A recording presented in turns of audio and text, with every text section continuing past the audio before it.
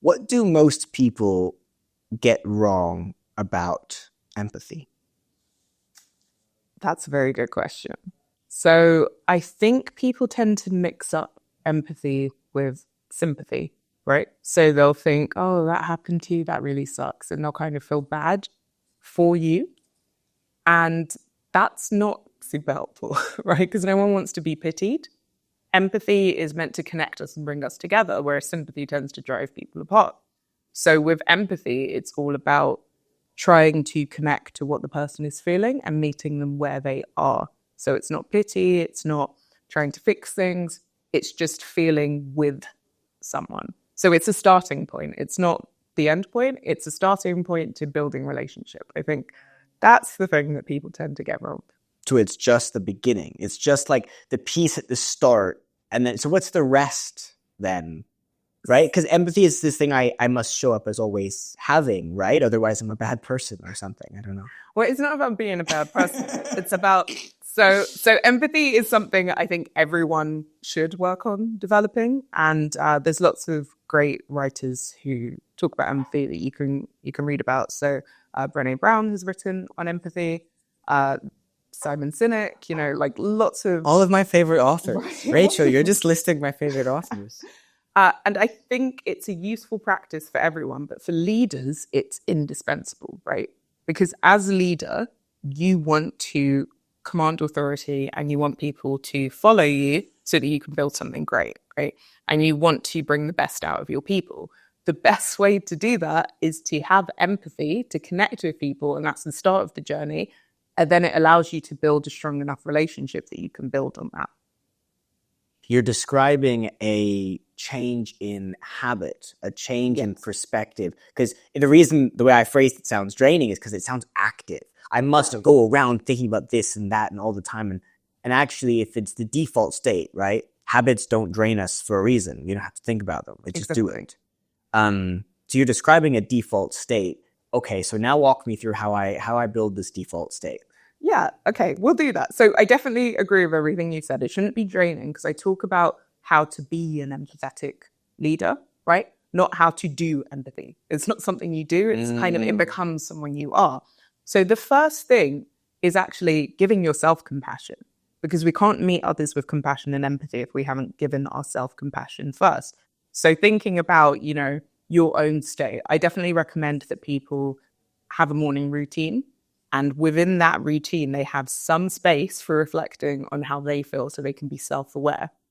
There's a book I really love, and I've now forgotten the name of it, which is, what's it called? Mindful Business Leadership, I think is the name. I'll double check and send it to you. A very memorable name. Right? But it's about thinking of your leadership style and the shadows that come with it. Right. So one of these is they've got fun names for everything. I'm really terrible at remembering the exact detail.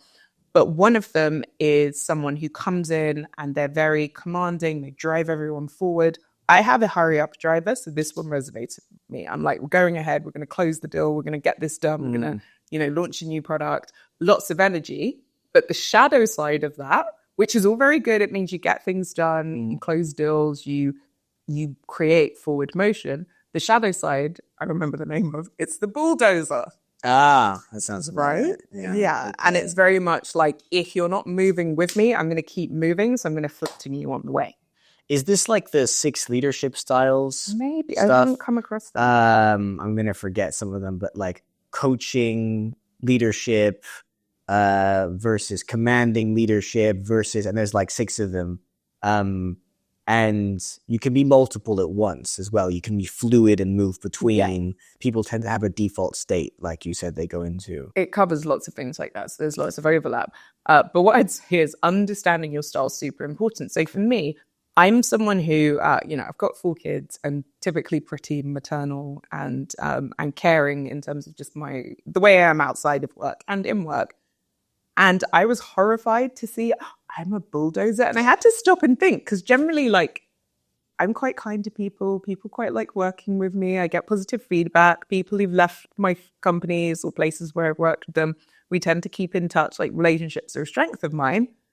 then I had to reflect and be honest and think about all the times I've bulldozed people, and it was really hard. It's hard to accept that shadow part of yourself, and especially a trait that's positive, because you don't want to change the positive trait, right? You just want to make sure that you're doing things in an empathetic way so that the shadows aren't overpowering. So I think the first step is that self-awareness. For me, I start my morning, I pray, I read the Bible, I journal.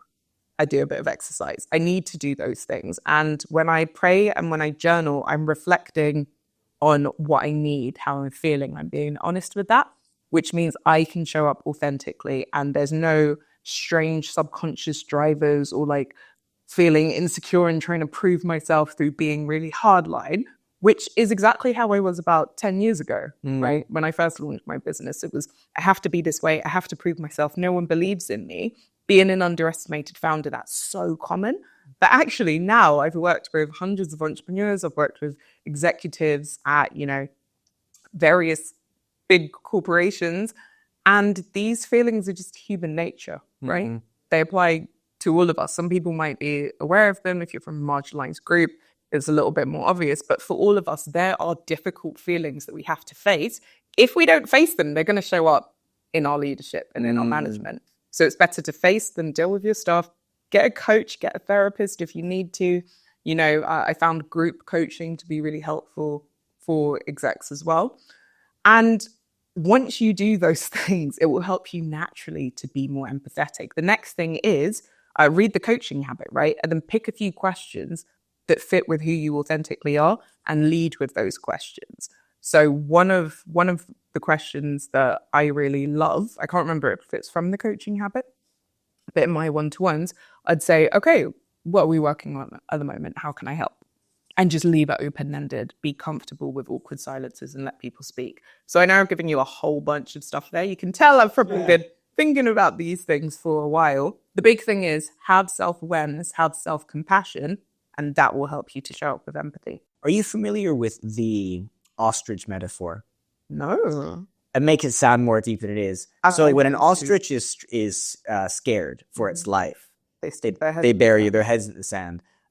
They, for whatever reason, haven't developed the survival instinct that most other animals, including ourselves, have, to understand that they need to physically get away. Ostriches, for whatever reason, if they don't perceive it as existing, it must not exist, which is kind of true. 2-year-old human, right? It's kind of true. Philosophically, it's kind of true, but physically, they'll still get hunted and die. So it doesn't really...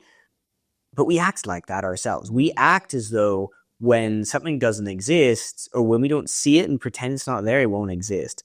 And I think we do this mostly with our emotions and with our mentality. So you're talking there about being reflective. That is creating conscious awareness of something that you have. Whether you acknowledge it or not, it's still there. If I've got a challenge with authority, if I've got a challenge with bulldozing over people, it's going to be there whether I acknowledge it or not. And what I find useful, and I would love your thoughts on this, is to just simply go, what result do I want? Because if I want the best result, I need to do whatever I want for that result. Sometimes the result for people is I'm doing this for my ego. And that's a different challenge, right? But if the result you want is bigger than yourself, it's easier to go, oh, I've been burying my head in the sand. And that's not, it still exists whether I ignore it or not. So I may as well acknowledge it and face it head on. For sure. I think ego is such a big issue with so many entrepreneurs. I find that you can almost, this is going to sound horribly offensive to everyone. And it probably is, but you can almost split entrepreneurs into two major camps. The ones who are driven by ego, either by proving themselves or by showing that they're great deep down and no one recognized it. All those who are just kind of deeply damaged and broken. And therefore they're like, why do I feel so called out? What? Yeah, they have like looked suffering in the face, and they're like, oh damn, I don't want other people to feel this way. And that's not a bad thing, right? But then they feel responsible for minimizing the suffering of others, and they take that on board. And then it's like, no, I have to do this. It's like life or death, and they overly identify with their mission. And it's very hard for me not to automatically categorize people into these two camps. And there's one camp I prefer, probably because it's the one I'm more familiar with. Right? Sure. And it's not like good people and bad people. It's just different driving forces, right? Yeah. So that means that these groups, they might have genuine, brilliant objectives. They might have these great ambitions that they want to go after and they want to help people and they have a mission and they have a purpose and they're driving towards it and they're doing a great job. But they're going to have some mixed motives unless they deal with that stuff, right? Because both ego is very unhelpful, right? It's unhealthy to be led by it. But what's equally unhelpful, but I think in our society we like accidentally reward, is kind of this weird subservience and hero complex, right? Where you take on responsibility for things that are not your responsibility.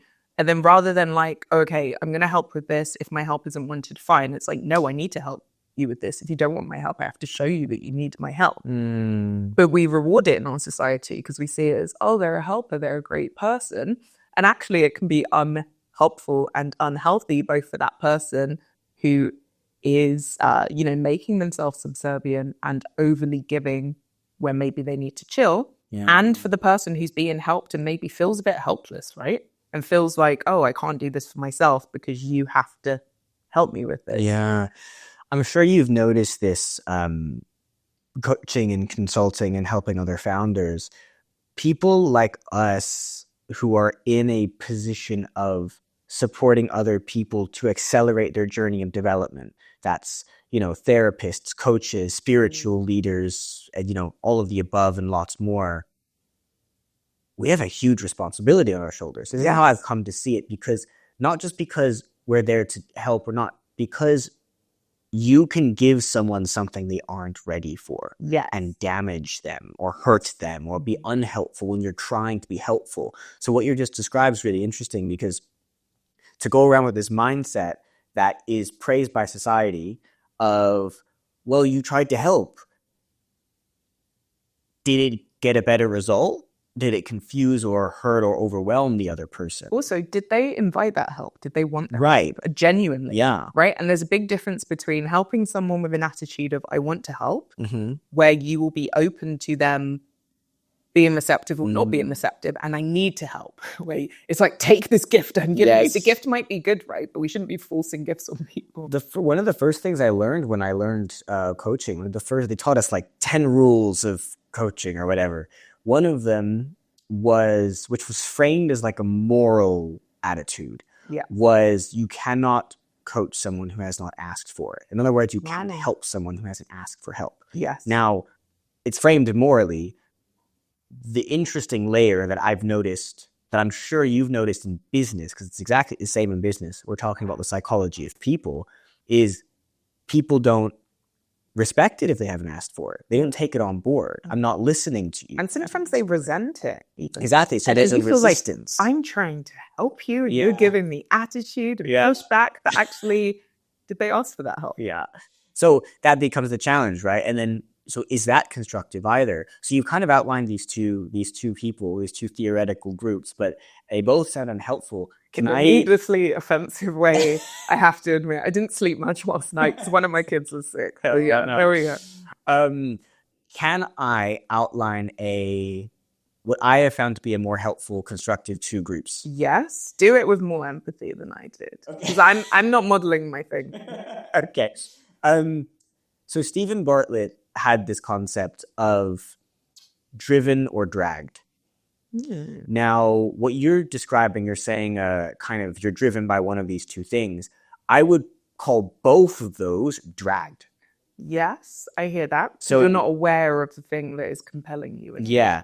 Are you being, is something pushing you from behind to go, oh, I'm going to run confidently towards my goal, where you're driven by something? Or is something like got a rope around you and pulling you? It's a big difference. And there's a beautiful story from a podcast called Feel Better, Live More that I listen to, which is a health and wellness podcast, biggest in the UK, I think. So really, really big. And he had Gabor Mate on. You know who Gabor Mate is? So Gabor Mate talking about trauma and things like this. the host says, I have a doctor. He's a doctor. He has a friend who's a surgeon or something. And this friend says, his friend never takes his annual leave. He takes like very little annual leave. And his reason, his self-proclaimed reason, is because his patients need him. And Gabor Mate goes, do his patients need him, or does he need his patients?